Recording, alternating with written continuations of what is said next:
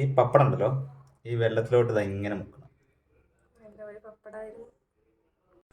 ഈ പൊരിച്ച ചിക്കനൊക്കെ ഇങ്ങനെ ചെറുതായിട്ട് മുറിച്ചിടണം. ഹായ് ഹലോ, നമ്മളൊരു കിടുക്കാച്ചൈന ഉണ്ടാക്കാൻ പോവാണ്. എങ്ങനെയാന്നല്ലേ, അധികം ആരും കണ്ടിട്ടില്ലാത്ത ഒരു സൂപ്പർ ഐറ്റാണ്.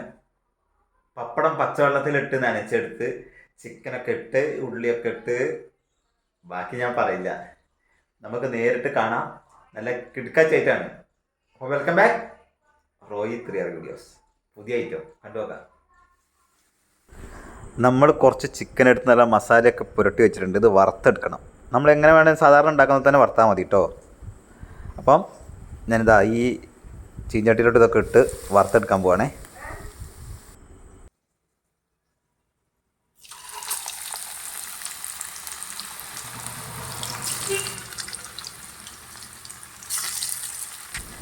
എല്ലില്ലാത്ത ചിക്കൻ എടുത്ത് വളരെ ചെറുതായിട്ട് മുറിച്ചത് വേണം നമുക്ക് വറുത്തെടുക്കാൻ.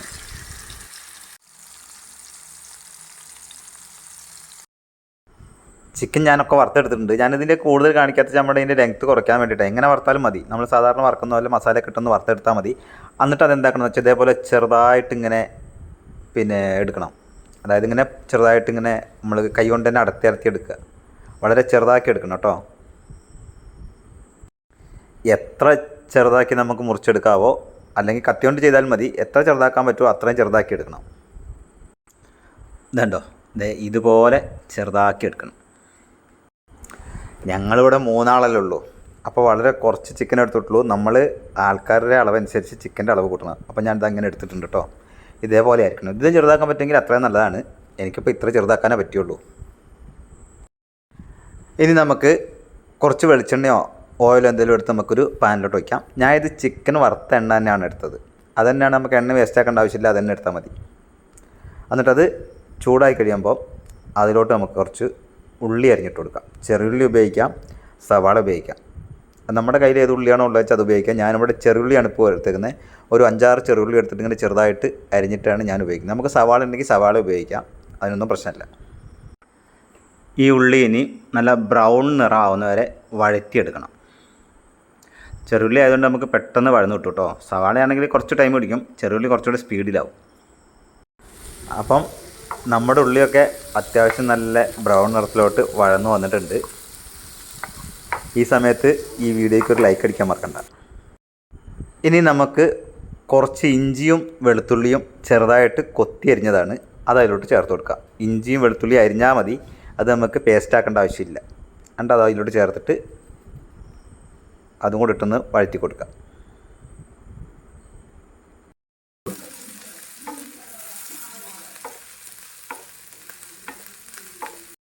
കുറച്ച് കറിവേപ്പില അരിഞ്ഞെടുത്തിട്ട് ചേർക്കാം. വേണമെങ്കിൽ കുറച്ച് മല്ലിയിലയും ചേർക്കാം. എനിക്ക് മല്ലിയിലയുടെ ടേസ്റ്റ് അത്ര ഇഷ്ടമില്ലാത്തതുകൊണ്ട് ഞാൻ കറിവേപ്പില മാത്രമേ ചേർത്തുള്ളൂ. ചെറുതായിട്ട് അരിഞ്ഞിട്ട് ഇതാണ് നല്ലത് കേട്ടോ.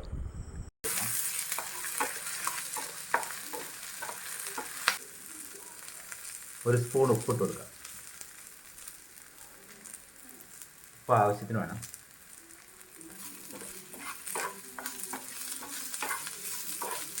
മഞ്ഞൾപ്പൊടി, മുളക് പൊടി, കുറച്ച് മല്ലിപ്പൊടി കൂടെ ഇട്ട് കൊടുക്കാം. ഇനി എല്ലാം കൂടി നല്ല പോലെ ഒന്ന് പച്ചമണം മാറുന്ന വരെ വഴറ്റിയെടുക്കണം.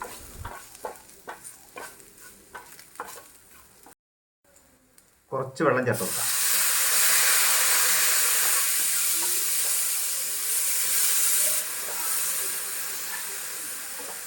വെള്ളം വളരെ കുറച്ച് മതിയേ.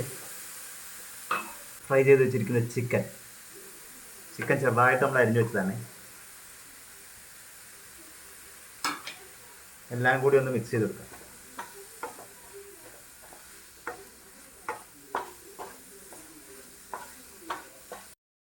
നമുക്കിനി ഒരു സ്പൂൺ ചിക്കൻ മസാല ഇട്ട് കൊടുക്കാം.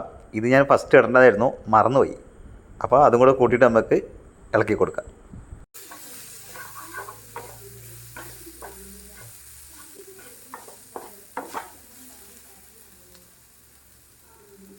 ബാക്കി വെള്ളം കൂടെ ഒഴിച്ചെടുത്തിട്ട്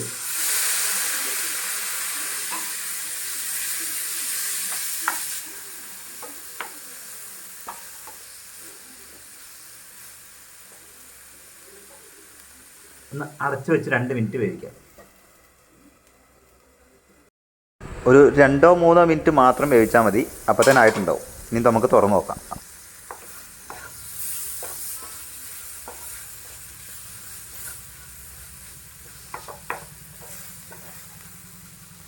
ഇപ്പോൾ നമ്മുടെ ഫില്ലിങ്ങിനുള്ള മസാല റെഡി ആയിട്ടുണ്ട് കേട്ടോ.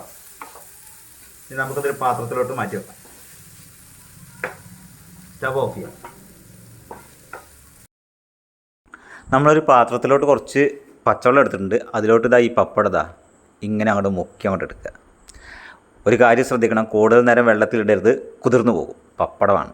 അപ്പോൾ ചെറുതായിട്ടൊന്ന് മുക്കിയിട്ട് എടുത്ത് വെക്കുക. നമ്മൾ ആ മുക്കിയെടുത്ത പപ്പടം ഒരു പ്ലേറ്റിലോട്ടോ എന്തെങ്കിലും ഒരു പാത്രത്തിലോട്ട് വെച്ചിട്ട് നമ്മൾ ഉണ്ടാക്കി വെച്ചിരിക്കുന്ന ആ ഫില്ലിംഗ് ഇല്ലേ, മസാലക്കൂട്ട്, അത് ഇതിലോട്ട് നിറയ്ക്കണം. ഇതുപോലെ കുറച്ചെടുത്തിട്ട് അതിൻ്റെ സെൻറ്ററിലോട്ട് ഫില്ല് ചെയ്ത് വെക്കുക. ഇത്ര മതി. ഇനി നമ്മൾ കുറച്ച് മൈദ എടുത്തിട്ട് ചൂടുവെള്ളത്തിലിട്ട് ഇങ്ങനെ പശ പോലെ ആക്കി എടുക്കണം. ചൂടുവെള്ളത്തിൽ കളിക്കണം, നല്ല പശയായി കിട്ടും. ഈ പശേൻ്റെ കാര്യം പറഞ്ഞപ്പോഴാണ്, നമ്മൾ പണ്ട് തോരണം ഒട്ടിക്കാൻ, വർണ്ണക്കടലാസൊക്കെ ഒട്ടിക്കാൻ ഇങ്ങനെ മൈദ കൊണ്ട് പശ ഉണ്ടാക്കിയിട്ടുണ്ട് കേട്ടോ, പണ്ട്, ഇപ്പോഴല്ല. അപ്പോൾ നമ്മൾ ആ പപ്പടത്തിൻ്റെ ചുറ്റും നല്ലപോലെ പശ ഒന്ന്, അതായത് മൈദമാവ് ഒന്ന് തേച്ച് കൊടുക്കുക. അതിനുശേഷം ഇത് നമ്മൾ പയ്യെ എടുത്തിട്ട് നല്ലപോലെ അങ്ങോട്ട് ഒട്ടിച്ചു കൊടുക്കണം. ഞാൻ ആദ്യമായിട്ട് ഉണ്ടാക്കുന്നതാണ്, അപ്പോൾ ചെറിയ ചെറിയ മിസ്റ്റേക്കുകളൊക്കെ ഉണ്ടാവും കേട്ടോ, ക്ഷമിച്ചളയാണേ. ഇങ്ങനെ ഒട്ടിച്ചങ്ങോട്ട് കൊടുക്കണം. നമ്മളൊരു പാൻ വെച്ചിട്ട് അതിലോട്ട് കുറച്ച് വെളിച്ചെണ്ണ ഒഴിക്കണം. നമുക്ക് ഒരു പപ്പടം കൂടെ എടുത്തൊന്ന് ഫില്ല് ചെയ്യണം. കാരണം രണ്ടെണ്ണം വെച്ചിട്ട് നമ്മൾ പൊരിച്ചെടുക്കാമെന്ന് വെച്ചിട്ട് കേട്ടോ, അതായത് വറുത്തെടുക്കാമെന്ന് വെച്ചിട്ടാണ്. അപ്പോൾ ഇതുകൂടെ ഒന്ന് ഫില്ല് ചെയ്യാം. ഈ സമയം നിങ്ങൾ ആരെങ്കിലും നമ്മുടെ വീഡിയോ അല്ലെങ്കിൽ നമ്മുടെ ചാനൽ സബ്സ്ക്രൈബ് ചെയ്തിട്ടില്ലെങ്കിൽ ഒന്ന് സബ്സ്ക്രൈബ് ചെയ്യാൻ മറക്കണ്ട. പിന്നെ നമ്മുടെ ഇൻസ്റ്റാഗ്രാമൊക്കെ ഒന്ന് ഫോളോ ചെയ്തോളൂ കേട്ടോ.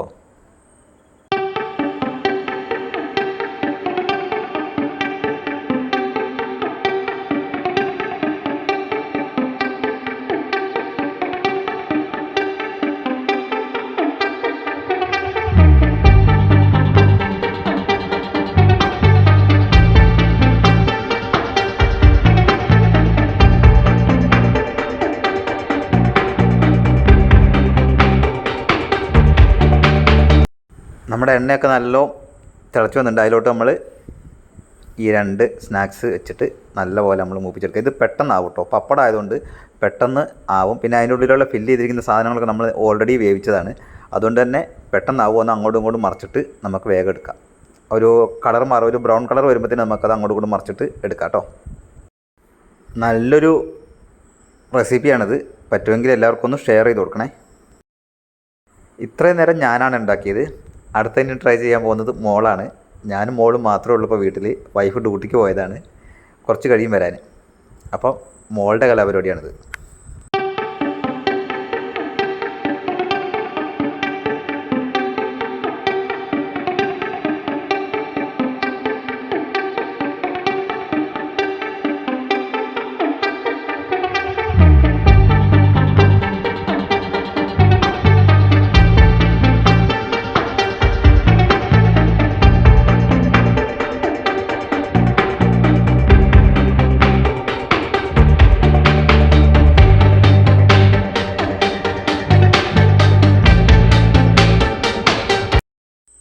ബാക്കിയുള്ള പപ്പടം കൂടെ നമ്മൾ ഫില്ല് ചെയ്തിട്ട് വറുത്തെടുക്കാൻ പോവുകയാണേ.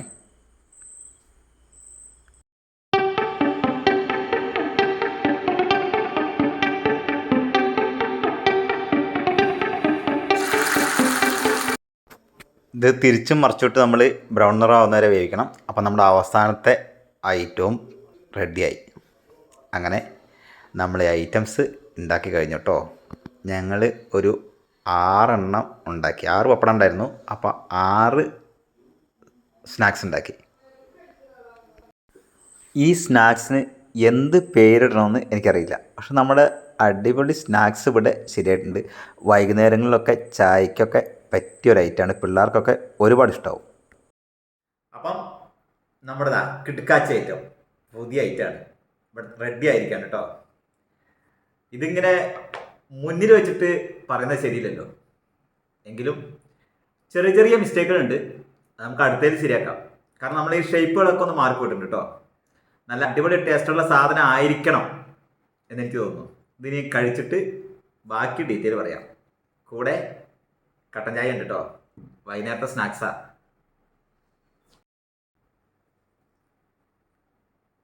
കഴിച്ചു നോക്കട്ടെ കേട്ടോ.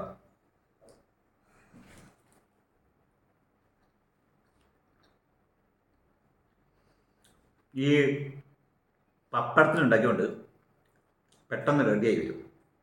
പിന്നെ പപ്പടം പൊള്ളച്ചെരുമ്പാനുള്ള ടേസ്റ്റ് ഉണ്ടല്ലോ, പൊളി സാധനം കേട്ടോ.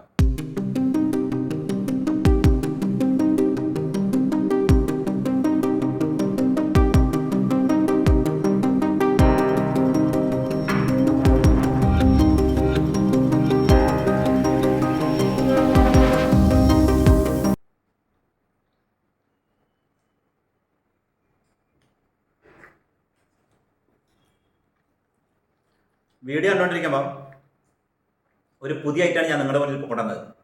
അതുകൊണ്ട് തന്നെ ഈ വീഡിയോയ്ക്ക് ലൈക്ക് അടിക്കണം. പിന്നെ അറിയാവുന്ന എല്ലാവർക്കും അങ്ങോട്ട് ഷെയർ ചെയ്തോളി. അടിപൊളി ഐറ്റം കേട്ടോ, എല്ലാവരും ഒന്ന് ഉണ്ടാക്കി വെക്കോളൂ. സൂപ്പർ സാധനമാണ്. ഇല്ലെങ്കിൽ നിങ്ങൾ എൻ്റെ തെരുവ് പറഞ്ഞു കമൻറ്റ് ചെയ്തോളി.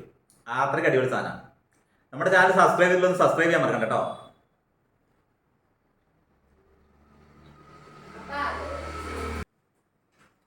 എന്തുട്ടാ നീ ഇതിലോട്ട് നോക്കിക്കുന്നേ?